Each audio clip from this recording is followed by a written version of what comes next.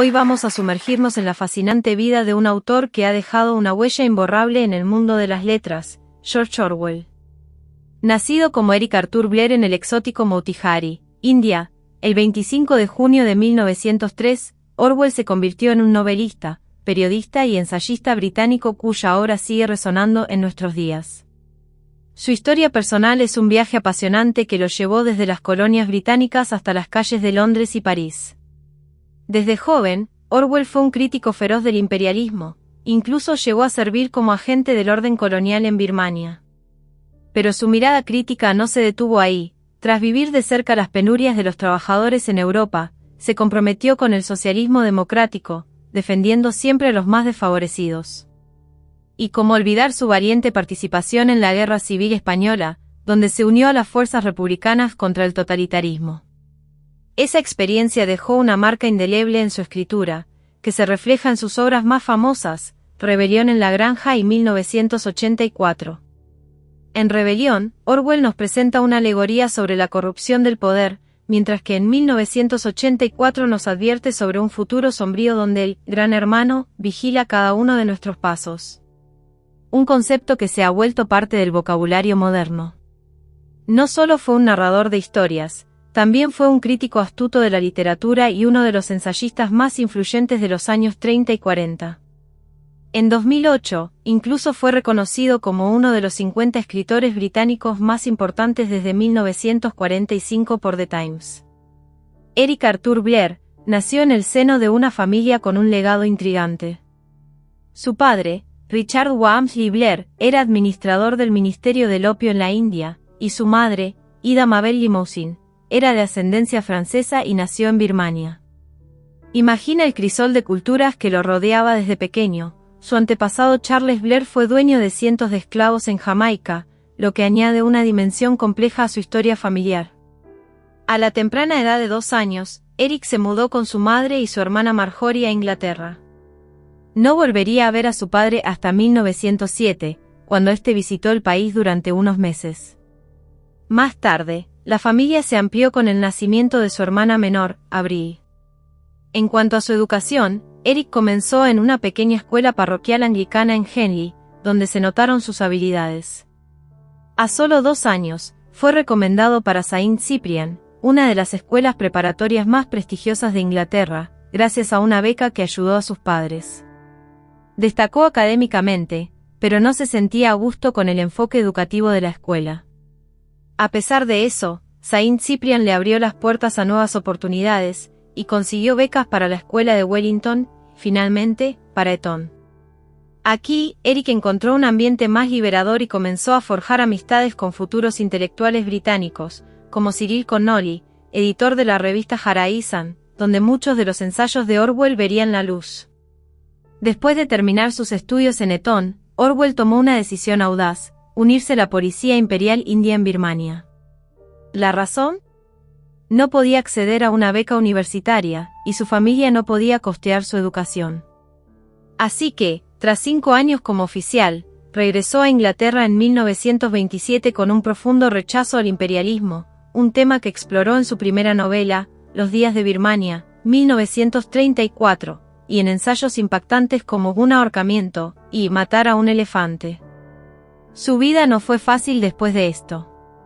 Pasó un tiempo en la indigencia, realizando trabajos de todo tipo, experiencias que comparte en su primera obra significativa, Sin Blanca en París y Londres, 1933. Eventualmente, consiguió un trabajo como maestro, pero lo tuvo que dejar por problemas de salud, así que se trasladó a una tienda de libros de segunda mano en Hampstead, lo que más tarde reflejó en su novela Que no muera la aspidistra, 1936. En 1928, se mudó a París, donde vivía su tía Nelly, con la esperanza de convertirse en escritor. Tuvo que trabajar de lavaplatos en el lujoso Hotel X, algo que menciona en Sin Blanca en París y Londres. Al final de 1929, volvió a casa de sus padres en Southall, enfermo y sin dinero, y fue allí donde escribió Los días de Birmania.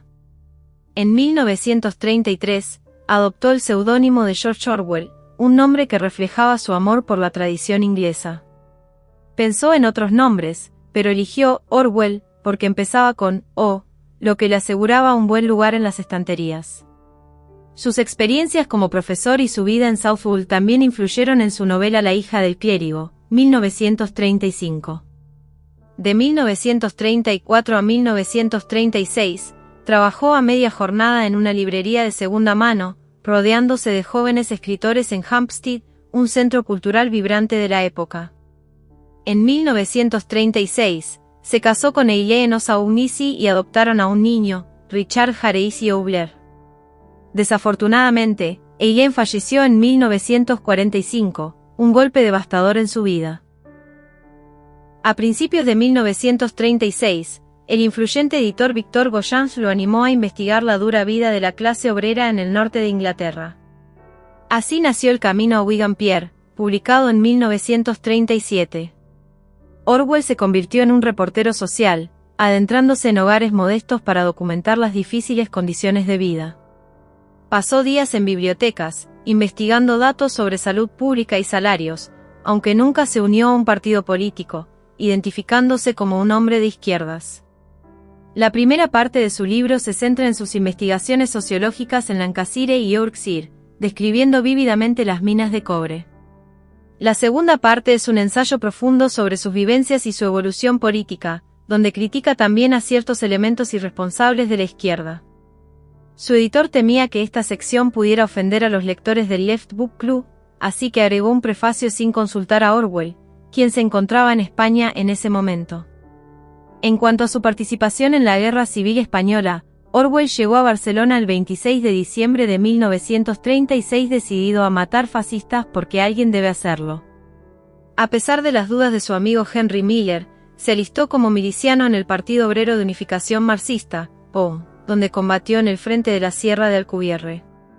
Su experiencia fue intensa, fue herido en el cuello y presenció las tensiones políticas en el bando republicano, especialmente el control estalinista sobre el Partido Comunista de España. Todo esto lo inspiró a escribir Homenaje a Cataluña, donde expresa tanto su admiración por el espíritu revolucionario como sus críticas al autoritarismo. La guerra tuvo un impacto duradero en Orwell. En 1946, reflexionó que su experiencia en España marcó un antes y un después en su vida, motivando su compromiso contra el totalitarismo y a favor del socialismo democrático. Tras volver a Inglaterra, pasó un tiempo en un sanatorio por tuberculosis y luego se trasladó a Marruecos para recuperarse. Orwell creía firmemente en la necesidad de un cambio radical en las sociedades occidentales, pero también veía el estalinismo como una amenaza a esos ideales. Tras mantener su sustento escribiendo reseñas de libros para el New English Weekly hasta 1940, Orwell se unió a la Home Guard durante la Segunda Guerra Mundial, donde recibió la Medalla de la Defensa. Sus reflexiones de esos años quedaron plasmadas en su obra Diario de Guerra 1940 a 1942. En 1941, comenzó a trabajar para el Servicio Oriental de la BBC, creando programas destinados a ganar el apoyo de la India y el este de Asia para los aliados. Aunque sabía que su trabajo era más propagandístico que creativo, lo comparó con ser una naranja pisoteada por una bota muy sucia. A pesar de los ingresos generosos, renunció en 1943 para convertirse en columnista y editor literario del Tribune, una revista semanal de tendencia izquierdista. Curiosamente, en 2015 se reveló que Orwell había estado bajo vigilancia de la policía británica durante 12 años, debido a su supuesta conexión con movimientos de izquierda. Imaginen eso. En sus últimos años, Orwell vivió en Londres y en octubre de 1949, se casó en segundas nupcias con Sonia Brownell. Desafortunadamente, su salud se deterioró debido a la tuberculosis, enfermedad que ya había mencionado en Sin Blanca en París y Londres. Pasó sus últimos 3 años en hospitales y falleció el 21 de enero de 1950, a los 46 años. Sus restos reposan en el cementerio de Sutton Courtenay, en Oxfordshire. En cuanto a sus influencias literarias, Orwell admiraba a autores como Somerset Maugham y Jack London, destacando como su propio descenso a la vida de los desfavorecidos en El camino a Wigan Pier resonaba con el trabajo de London en La gente del abismo. También mostraba admiración por figuras como Charles Dickens, Herman Melville y Jonathan Swift. 1984 de George Orwell, su política sexual. En esta novela, las relaciones íntimas están estrictamente controladas por la Liga Juvenil Antisexual del partido, que no solo se opone a las relaciones sexuales, sino que promueve la inseminación artificial. Orwell tenía sus propias opiniones sobre el tema, despreciando lo que consideraba puntos de vista liberales de la clase media, y se mostraba crítico de ciertas tendencias culturales de su tiempo. A pesar de su relación con amigos homosexuales, Orwell era abiertamente homofóbico, lo que era común en su época. Dabney Patay, en la conferencia del centenario de Orwell en 2003, señaló que el autor tenía una actitud negativa hacia la homosexualidad, reflejada en su escritura. Usaba epítetos despectivos como Nancy y Pansy, especialmente al referirse a escritores de izquierda como Stephen Spender y W. H. Auden, quienes eran homosexuales o bisexuales. En su novela Keep the Spidistra Flying, el protagonista, Gordon Comstock, realiza una crítica mordaz a un cliente homosexual, describiéndolo con desdén y usando términos que evidencian su homofobia. Stephen Spender interpretó estas explosiones como parte de la rebeldía de Orwell contra su educación. Pero la carrera de Orwell no se limitó a estos aspectos. Fue un destacado periodista y reportero, conocido por obras como Homenaje a Cataluña, donde aborda la Guerra Civil Española, y El Camino a Wigan Pier, que retrata las condiciones de vida de los mineros en el norte de Inglaterra. Muchos lectores lo conocen principalmente por sus novelas icónicas, como Rebelión en la Granja, una alegoría sobre la corrupción de los ideales socialistas, y 1984, su inquietante visión de una sociedad totalitaria. Después de su experiencia en Cataluña, Orwell se convirtió en un ferviente antiestalinista, definiéndose como un socialista democrático. Si te ha gustado el contenido y deseas contribuir al crecimiento continuo de este canal, te invito a considerar la posibilidad de suscribirte a mi canal de YouTube. Puedes hacerte miembro por menos de 3 euros al mes. En el apartado de tienda, podrás acceder al merchandising de Estudio Alejandría. No solo estarás apoyando mi creatividad y esfuerzo, con tus compras, sino que también tendrás acceso exclusivo a contenido más detallado y enriquecedor.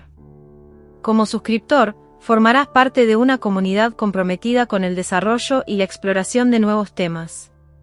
Tu apoyo es fundamental para seguir creando contenido. Únete a la comunidad y sé parte de esta emocionante aventura. Y hasta aquí llegamos con este emocionante contenido. Si te ha gustado y quieres seguir explorando temas fascinantes como este, no olvides suscribirte al canal y activar la campanita para recibir notificaciones de nuestros nuevos vídeos.